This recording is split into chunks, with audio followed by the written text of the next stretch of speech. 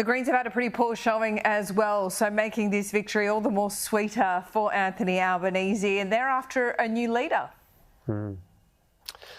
Yeah, not since 2007 has one leader of a party, Laura, seen off both of their biggest adversaries. Of course, Kevin Rudd saw off John Howard, also the leader of the Democrats. Anthony Albanese seeing off both Peter Dutton and Adam Bandt, both out of a seat at the end of this election campaign. What that does mean for the Greens is they're looking for a new leader as well. Sarah Hanson-Young has been one suggestion. Marine Faruqi said to be in the running there as well. The Greens looking at this stage likely to hold just one seat in the lower house, that being Elizabeth Watson-Brown in Ryan. The message that Labor is sending to the Greens is one of essentially getting out of the way. The belief within the government is that the message on Saturday night to the minor party was that there's an appetite for Labor to get on with things, to not be having to essentially battle the Greens standing in the way of much of its progressive agenda. At this stage, with numbers still being counted in the Senate, it looks most likely that Labor would only need the Greens to pass its laws, meaning it might not need to deal with other independents on the crossbench in order to get things passed. The Trade Minister, Don Farrell, telling Sky News today he believes the key message for the Greens out of Saturday night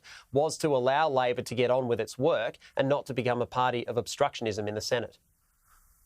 Nobody wants to see anybody lose their job, and, I'm not happy about Adam Bandt losing his job, but the fact of the matter is they paid a political price for blocking sensible policies, progressive policies, particularly in the housing space, in the last parliament.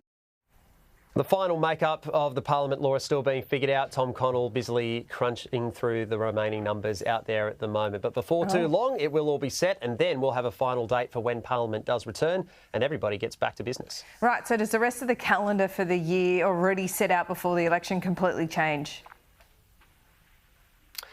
We're trying to figure that out exactly. Most of it, the expectation is remains set. There might be some tweaking just in terms of when Parliament comes back, whether there's an appetite to get moving a little bit faster. We know the Prime Minister wants to. His first bit of legislation, wipe that 20% off student debt. That was a key promise at the election. So whether there's an appetite to get moving a little bit sooner once he's back from Indonesia, that's what we'll find out in the coming days once that new ministry is set. Yeah, love it.